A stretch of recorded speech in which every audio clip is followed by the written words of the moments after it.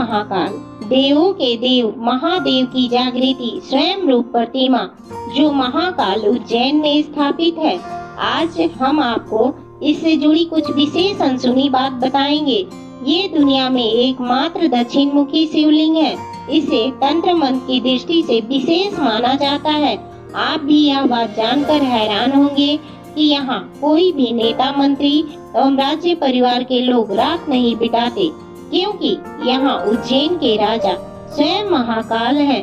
विक्रमादित्य के शासन के बाद यहाँ कोई भी राजा रात नहीं बिता सकता। अगर फिर भी कोई रात बिताता है तो उसे भारी कीमत चुकानी पड़ती है। उज्जैन में पूर्णशिला शिप्रा तट के नजदीक 6ठी शताब्दी ईसा पूर्व निर्मित 12 ज्योतिर्लिंगों में एक है।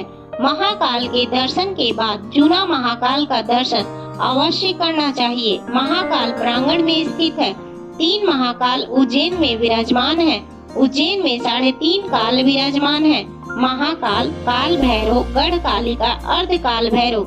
आपने भी महाकाल और जूना काल का दर्शन किया है तो कहते हैं आकाश में ताड़क शिवलिंग, पाताल में हाटकेश्वर शिवलिंग और पृथ्वी पर महाकालेश्वर मान्य लिंग है। उज्जैन में महाकाल के प्रकट होने की कथा है। दुष्यंत नामक एक असुर ने उस प्रांत के लोगों में आतंक मचा रखा था। उस प्रांत के लोगों की रक्षा के लिए महाकाल प्रकट हुए।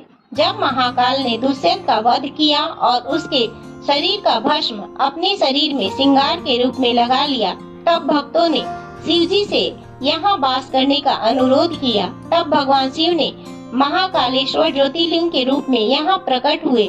उज्जैन में महाकाल बाबा के मंदिर में प्रतिदिन हर सुबह भस्म आरती होती है। भस्म को शिव जी का वस्त्र माना जाता है। किसी भी पदार्थ का अंतिम रूप भस्म होता है। यहाँ के नियम के अनुसार महिलाएं यह आरती नहीं कर सकती हैं, इसलिए आरती के समय महिलाओं को घूंघट करनी पड़ती है और पुजारी भी मात्र एक धोती पर ही यह आरती करते हैं।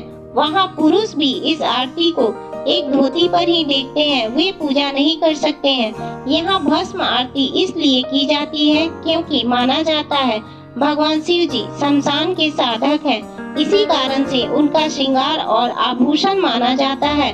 महाकाल की आरती 6 बार की जाती है, जिसमें सबसे खास मानी जाती है भस्म आरती। दूसरी आरती में भगवान शिव को घंटा टोप स्वरूप दिया जाता है। तीसरी आरती में शिवलिंग को हनुमान जी का रूप दिया जाता है। चौथी आरती में भगवान शिव को शेष नाग अवतार दिया जाता है और 5वीं में शिव जी को दूल्हे का रूप दिया जाता है और 6ठी आरती शयन आरती होती है।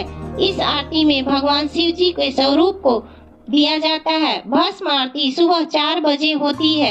इस आरती के श्रृंगार से ताजा मुर्दे का भस्म से भगवान शिव महाकाल का श्रृंगार किया जाता है, लेकिन हम इस बात की पुष्टि नहीं करते। हालांकि यह भी कहा जाता है स्रोत, सिमर और लौकिक, इसे 3 प्रकार के भस्म कही जाती है।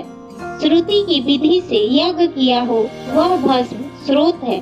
स्मृति की विधि से यज्ञ किया हो वह स्मृत भस्म है तथा कंडे को जलाकर भस्म तैयार किया जाता है, उसे लौकिक भस्म कहे जाते हैं। बिरजा हवन में यज्ञ के स्रोत किष्ट मानी जाती है। हवन कुंड में पीपल, पखंड, रासला, बेलपत्र, केला एवं गऊ के गोबर को जलाकर भस्म करते हैं। इस भस्म को हुई सामग्री से राख जो बनता है उसे कपड़े से छानकर कच्चे दूध में लड्डू बनाया जाता है और इसे 7 बार अग्नि में तपाया जाता है, फिर कच्चे दूध से बुझाया जाता है। इस तरह तैयार भस्म को समय समय पर लगाया जाता है।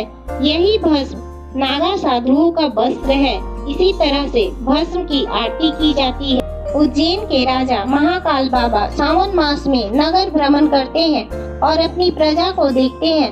महाकाल की सवारी में कोई भी इंसान किसी प्रकार का नशा करके शामिल नहीं होता। महाकाल शिवरात्रि के दिन समूचा शहर शिवमय हो जाता है। चारों ओर भगवान शिव की गूंज सुनाई देती है। सारा शहर बाराती बनकर शिव विवाह में शामिल होते हैं। इस मंदिर में जो शिवलिंग है ये स्वयं शिव है, जो काल को भी अपने नियंत्रण में रखते हैं। बोलो जय भोलेनाथ।